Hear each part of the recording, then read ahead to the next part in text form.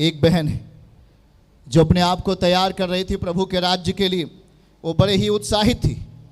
समय जैसे ही व्यतीत हुआ, उसकी ज़िंदगी में एक बीमारी ने पकड़ लिया, उसे एक रोग ने पकड़ लिया और वो अचानक उसकी डेथ हो गई। अचानक वो मर गई और उसकी तमाम उसके आजू बाजू में रहने वाली स्त्रियां उसे नहला करके धुला करके अटारी पे रख दी और वो इंतज़ार कर रही थी उसको अंतिम संस्कार के लिए। पर उनको पता चला कि बगल एक इलाके में परमेश्वर के दास आए हुए हैं और उसने कहा कि जल्दी ही उसके पास जा, और मैं चाहता हूं कि वो प्रभु के दास यहाँ पे आ जाएं जो यीशु मसीह के साथ चलते हैं, जो यीशु मसीह के साथ जीते हैं, जो यीशु मसीह के वचनों को पूरा करते हैं। मेरा विश्वास है कि यदि वो यहाँ आएंगे तो कुछ होगा यहाँ पे। आमीन कहें हालेलुया। और हम उस चीज़ को जल्दी से पढ़ेंगे ध्यानपूर्वक। प्रेरितों अध्याय 9 और 36 से लेकर 41 आयत तक आज आपके लिए आशा जागृत होने वाली है। जो आशा खोकर बैठे हुए भाई बहन, आपके लिए आशा जागृत होने वाली है। आमीन कहें। निश्चय ही वो आज आपको बचाने वाला है। प्रेरितों 9 और 36 से लेकर 41 तक हम पढ़ेंगे। याफा नगर में तबीता अर्थात दोरकाश नाम की एक विश्वासनी रहती थी। वह बहुतेरे भले भले काम और दान किया करती थी। क्या आप इन वर्डों को समझ रहे हैं क्या? ओ हालेलुया बोलिए सब जन। उन्हीं दिनों में वह बीमार होकर मर गई। क्या होकर मर गई? क्या होकर मर गई? याद रखो। और उन्होंने उसे नहला करके अटारी पे रख दिया। 38वीं आयत में पढ़ेंगे और लिखा है, इसलिए कि लुद्दा एक जगह है और वो याफा के निकट था। चेलों ने यह सुनकर कि पतरस वहां है, 2 मनुष्य को भेजकर उससे विनती कर कि वो हमारे पास आए और अभी देर ना करे। ओके आगे। और तब पतरस उठकर उनके साथ हो लिया और जब वो पहुंच गया तो वे उसे अटारी पर लेके गए और सब विधवाएं रोती हुई उसके पास आ खड़ी हुई। जो कुर्ते और कपड़े दोरकाश ने उनके साथ प्रभु के दास दासियों के लिए बनाए हुए थे, वो सब पतरस को दिखाने लगी। क्या आपके कान हैं? रो रहे थे, आंसुओं के साथ थे। तब पतरस ने सबको बाहर कर दिया और कहा, आप लोग बाहर जाएं, और घुटने टेक कर प्रार्थना किया और उस मरी हुई लाश की ओर देखकर कहा, हे तबीता उठ। तब उसने अपनी आंखें खोल दी और पतरस को देखकर वो उठ बैठी। हालेलुया। आपका आमीन छोटा है। सुनना जरा, ये कोई बनावटी बात है, कोई काल्पनिक नहीं है, ये जीवित परमेश्वर का शब्द है। आमीन कहिए। याद रखो, हम कोई पुराने नियम में नहीं सीख रहे, हम नए नियम में हैं। अभी ये घटना नए नियम की है। उस दोरकास महिला का चरित्र क्या था? वो भले भले काम करती थी और परमेश्वर के लोगों के लिए वो हमेशा तैयार रहती थी मन से। जो उसकी जिंदगी में ताकत था, जो उसकी जिंदगी में बल था, वो अपने बल के अनुसार परमेश्वर के लिए वो दान और बीज को बोया करती थी और इस तरीके से वो लगातार अपने जीवन को जी रही थी। पर एक बीमारी ने उसे पकड़ लिया और वो मर गई। शायद उसके पास उसका पति नहीं था और आजू बाजू में रहने वाले सभी प्रेम करने वाले लोग उसके पास आए और रो रहे थे, मेरी बहन तू भले भले काम करती थी, पर ऐसा क्यों हुआ? तू अपने जीवन को पूरा नहीं जी सकी अभी? तू इतनी जल्दी क्यों सो गई? तू परमेश्वर के लोगों के लिए इतने बड़े बड़े काम करती थी, पर तू क्यों सो गई अभी? रो रहे थे, उनके अंदर दर्द था, आंखों में आंसू बह रहे थे। शायद उस समय उन लोगों के लिए बड़ा ही दुखद टाइम था। पर याद रखना है, उन्हें पता चला कि कोई है वहां लुद्दा में, और पता चला कि वहां पतरस आया हुआ है, यीशु मसीह के दास आए हुए हैं, प्रभु के चेले आए हुए हैं। उसने कहा कि जल्दी जा और यहां पर देर ना कर, यहां पर उन्हें लिवा के और बता कि तबीता नाम की एक बेटी थी, तबीता नाम की एक स्त्री थी जो भले भले काम करती थी और परमेश्वर के लोगों से प्रेम करती थी, वो अब सो गई है। उसे किसी बीमारी ने सुला दिया है, उसे किसी समस्याओं ने सुला दिया है, इस संसार की समस्याओं ने उसे दबा दिया है। वो अब सो गई है, उसकी धड़कनें बंद हो चुकी हैं, उसकी आंखें बंद हो चुकी हैं, उसकी सांसें रुक गई हैं। और जल्दी जा उसे लिवा के आ। और वो लोग बगैर देर किए हुए, दौड़ते हुए, हांफते हुए जाते हुए कहते, पतरस आप जल्दी चलें। उसने कहा क्या है? उसने कहा आप जल्दी चलें, जल्दी चलें। एक बहन जिसका नाम तबीता है वो अभी नहीं है, वो भले भले काम करती है और आप जैसे लोगों के लिए वो कपड़ा सिलकर बुनती है और देती है और भले और परमेश्वर के राज्य के लिए अपने आप को तैयार रखती है, दान के मामले में, हर चीजों में। आप जल्दी वहां चलें। पतरस देर नहीं करता और वो तुरंत उठता है और वहां पे आ जाता है। वहां लिखा है सब विधवाएं रोती हुई उसके पास आ खड़ी हुई और वो दिखाने लगी, पतरस ये देखो तेरे लिए कपड़ा इसने बुना था, पतरस ये मेरे लिए कपड़ा बुना था, बहुत दुखद है, क्या किया जाए। आंसू आ गए मेरे आंखों में, सब कुछ यहां कुछ ठीक नहीं है। सब रो रहे थे, रोना था वहां पर, वहां बिलाप था। कुछ क्षण के लिए मौत ने अपना अधिकार कर लिया था, कुछ क्षण के लिए संसार के रोग ने उसको सुला दिया था। उसे लोग जगा रहे थे, और तबीता उठो, तबीता उठो, तबीता उठो, पर वो नहीं उठ रही थी। वो भले काम कर रही थी पर वो उठ नहीं पा रही थी। लोग उसे जगा रहे थे, मेरी बहन उठ, मेरी बहन उठ। लोग जगा रहे थे अपने शब्दों के द्वारा, अपने शब्दों के द्वारा, पर वो उठ नहीं रही थी क्योंकि वो सो चुकी थी। संसार की आत्मा ने उसे सुला दिया था, संसार के रोग ने उसे दबा दिया था, संसार की परिस्थितियों ने दबा दिया था उसे। कुछ पल के लिए सब कुछ शांत था। वहां की परिस्थितियां दोरकास के चरित्र का वर्णन कर रही थी। ये दोरकास ने तैयार किया, पतरस ये तुम्हारे लिए तैयार किया था, ये पूरे गांव के लिए तैयार किया था, ये परमेश्वर के लोगों के लिए तैयार किया था। और इसके देखो, इसके भंडारगिरी में तेरा दिया गया हिस्सा, सॉरी तेरा हिस्सा है, परमेश्वर के राज्य का हिस्सा है। सब कुछ देख करके वो लोग रो रहे थे, सब कुछ देख करके वो लोग रो रहे थे। सही है, मौत आती है, आंखों में आंसू आते हैं, समस्याएं आती हैं, लोग नर्वस हो जाते हैं, कुछ पीड़ाएं आती हैं तो दर्द आ जाते हैं, हृदय में आंसू भर जाते हैं, आंखों में आंसू आ जाते हैं, हृदय टूटने लगता है। पर पतरस ने कहा तुम सब बाहर जाओ, पतरस ने कहा तुम सब बाहर जाओ। कुछ पल के लिए सब कुछ शांत था, जैसे अभी आप शांत हो। उम्मीदें क्या है?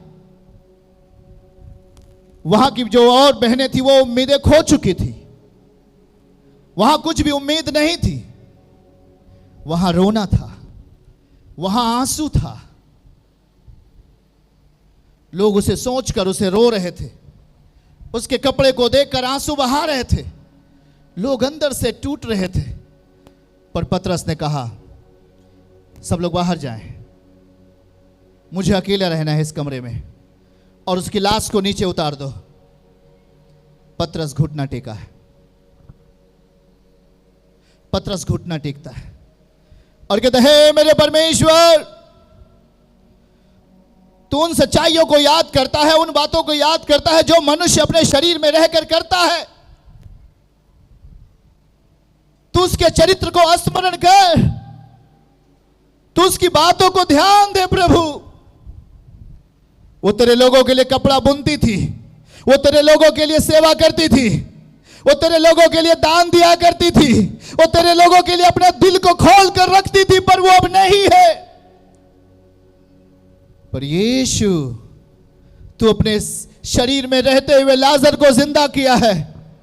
यीशु, तू अपने शरीर में रहते हुए याईर की जवान बेटी को जिंदा किया है। यीशु, तू रहते हुए उस जवान भाई को जिंदा किया है जो नाइन नगर से मृतक निकल रहा था। यीशु, मेरी दुआएं हैं आज तू इस विधवा के चरित्र को स्मरण कर ले, इसके प्रेम को स्मरण कर ले, इसके बलिदान को स्मरण कर ले प्रभु, और इसके प्राण फिर से वापस आने दे। और कहता है यीशु मसीह के नाम से ये बहन जिंदा हो जाए, और उसी समय उसकी आंखें खुल जाती हैं। एक बड़ी आशा, एक बड़ी आशा, एक बड़ी उम्मीद पूरी होती है। आमीन बोलो सब जन। एक बड़ी आशा पूरी होती है वहां पर यीशु मसीह के नाम में। मसीह में आप हो तो आपके पास एक बड़ी उम्मीद है। यीशु के पास आप चलते हो, एक बड़ी उम्मीद है। आमीन। याद रखना प्रियजन, ऐसा नहीं कि यहां कोई मरता नहीं, ऐसा नहीं कि यहां कोई सोता नहीं। लोग जाते हैं और आराम करते हैं जब तक प्रभु उन्हें ना जगाए। पर याद रखो कि परमेश्वर क्या कर सकते हैं, परमेश्वर के दास क्या कर सकते हैं, यह वचन आपको सिखा रहा है। हालेलुया। उस स्त्री की जिंदगी में कैसे पुनर्जीवन आया, उसका कैसे पुनरुत्थान हुआ, वो क्यों जीवित हो उठी, किस कारण से उसमें फिर से प्राण वापस आ गया, किस कारण से वो फिर से अपने से शरीर के अंदर आत्मा को पहन सकी। प्रियजन, बातों को समझना है। हिजकिय्याह बीमार था और मरने वाला था, पर परमेश्वर ने उसकी खराई और सच्चाई को याद किया। उसने कहा याद कर ले मेरे प्रभु, मैं तेरे जीवन काल में जब मैं तेरे साथ हूं, मैं तेरे इसके पीछे के जो मैंने काम किया उसे तू देख ले। मैंने सच्चाई के साथ जिया तेरे साथ, मैं खराई के साथ जिया हूं तेरे संग, और आज विपत्ति आती है तो विपत्ति तुझसे बड़ी नहीं है। हालेलुया। याद रखो प्रियजन, वो हमारे कामों को याद करता है। पड़ोसी को कहो, वो हमारे कामों को याद करता है, वो हमारे जीवन को याद करता है, याद करता है, हमारे कामों को देख लेता है वो। याद रखो, ऐसी दो बहनें थी जिसके घर में मृत्यु आ चुकी थी। वो यीशु की सेवा कर रहे होते थे, और जब भी प्रभु उस रास्ते से जाते थे, वो दोनों बहनें और भाई मिलकर किसकी सेवा करते थे? यीशु की।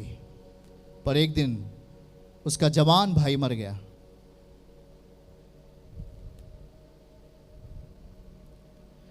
लेकिन वहां पर एक बहन थी जिसका नाम मरियम था। जब भी प्रभु घर में उसके जाते थे, और जहां भी सूचना मिलता था कि यीशु वहां पे हैं, वहां दौड़कर वो जाती थी और अपने आप को तैयार करती थी प्रभु के सामने। अपने आप को तैयार करती थी। वो जो उसके पास रहा करता था, वो उसके संग वो ले जाती थी और प्रभु की महिमा करती थी। जब परमेश्वर एक फरीसी के घर में गए थे यीशु, फरीसियों ने कोई आदर नहीं किया वहां पर। ध्यान से सुनिएगा, फरीसियों ने कोई सत्कार नहीं किया। यीशु ने कहा मैं तेरे घर पे आया, तूने मेरे सर पे तेल नहीं मला। मैं तेरे घर पे आया, तूने मुझसे प्रेम नहीं किया। पर ये स्त्री जब से ये आई है, ये मेरे पैरों को चूमना नहीं छोड़ी। वो स्त्री कौन थी मालूम है? वही लाजर की बहन थी। अपने महंगे इत्र के साथ यीशु को महिमा दे रही थी। परमेश्वर तो अपनी महिमा लेना जानता है। आमीन बोलो हालेलुया। यदि आप उसकी महिमा नहीं दे रहे तो आपके पड़ोसी से अपनी महिमा लेगा। पर जब हमको मौका मिला, हमें चांस मिला, हम क्यों पीछे हटे? मरियम कभी भी मौका नहीं गोती थी, और जब वो यीशु उसके घर जाते थे तो वो यीशु के पांव तले बैठ करके परमेश्वर का वचन सुना करती थी। किसको पता है इस बात के लिए? क्या आपको पता है इस बात? वो किसके पांव के पास बैठकर वचन सुनती थी? किसके पांव के पास बैठकर वचन सुनती थी? याद रखना। और जब एक दिन उसका भाई भी बीमारी में होकर मर गया, तो जानते हैं कैसे जिंदा हो गया? यही मरियम की भक्ति। मरियम प्रभु के साथ किस तरह से पेश आती थी? भक्तिमय तरीके से पेश आती थी। शायद अपने आप को दुख थोड़ा से होता था, पर वो अपने आप को तैयार करती थी यीशु मसीह के लिए। उसके शरीरों में दर्द रहता था, पर वो जाती थी प्रभु की महिमा के लिए। उसकी आंखों में थोड़ा से हो सकता था आंसू था, पर वो प्रभु की महिमा के लिए जाती थी। और बाइबल कहती है कि यीशु ने कहा, यह उत्तम भाग तुझसे छीना नहीं जाएगा। और जब उसका भाई मरता है, इसी मरियम की महिमा, इसी मरियम का भक्ति उसके भाई को फिर से जिंदा किया। हालेलुया। यही उत्तम भाग, यही उत्तम चीजें जो आपको सौंपी जा रही हैं, आपकी परिस्थितियों को जिंदा करेंगी यीशु मसीह के सामर्थी नाम में। यही चीजें आपके घरानों को जिंदा करेंगी यीशु नासरी के नाम में। इसलिए परमेश्वर के प्रिय लोगों, याद रखो, क्या वो तबीता अपने गुणवत्ता के आधार पर जी उठी? नहीं, पर वो यीशु से प्रेम करती थी। हाँ या ना? वो परमेश्वर के राज्य के लिए भले भले काम करती थी। इसलिए आपसे कहा जाता है कि जब आप यीशु मसीह के पास रहें, अपनी लाइफ को पूरा पूरा बदल लो। अगर आप गुनाह कर रहे हो तो आज से गुनाहों को छोड़कर पवित्रताई का जीवन जीने का निश्चय कर लो। यदि आप आज भी पाप कर रहे हो तो जिस दिन उसका शब्द सुनो, उसी दिन से आपका यह निर्णय होना चाहिए कि आज से मैं पाप नहीं करूंगा, आज से मैं गुनाह नहीं करूंगा, आज से मैं यीशु के पीछे चलूंगा। और जब आप इस चीज का निर्णय लेते हो तो आपके भले कामों को देखकर आपकी परिस्थितियों को परमेश्वर स्ट्रांग बनाता है और जिंदा करता है। आपके कामों को देख करके परमेश्वर आपकी जिंदगी को आगे बढ़ाता है। आमीन कहें हालेलुया। पर यह काम आप किससे जोड़कर रखते हैं? जो आप अपनी जिंदगी में काम करते हैं, क्या इस काम को विश्वास से जोड़ के रखा है? जो आप काम अपनी जिंदगी में आत्मिक तरीके से करते हैं, इसे क्या आपने विश्वास से जोड़ के रखा है? जब आप इसे विश्वास से जोड़ के रखते हो, वो चीजें आपको जीवित करती हैं यीशु के नाम से। आमीन कहें। चर्च की सभी प्रार्थनाओं को और परमेश्वर के दास के द्वारा टीचिंग सुनने के लिए और अपडेट्स को जानने के लिए हमारे इस चैनल को सब्सक्राइब करें और साथ में बेल आइकन को दबाएं, ताकि जब भी लाइव प्रार्थना हो तो सबसे पहले आप देख सकें।